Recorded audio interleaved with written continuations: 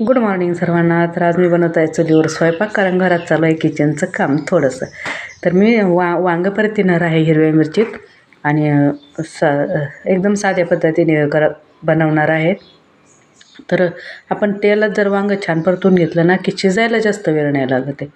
तर मी छान तेलात आणि जिऱ्यात परतून घेणार आहे आणि नंतर मी त्यावरच मिरची टाकणार आहे आणि कोथिंबीर टाकणार आहे.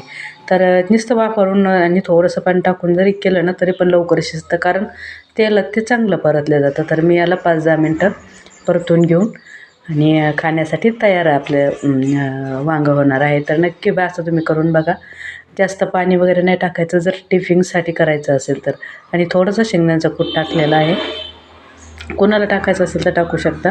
मी टाकलेलं आहे आणि थोडंसं पाणी टाकून अजून थोडं वापरून घेणार आहे.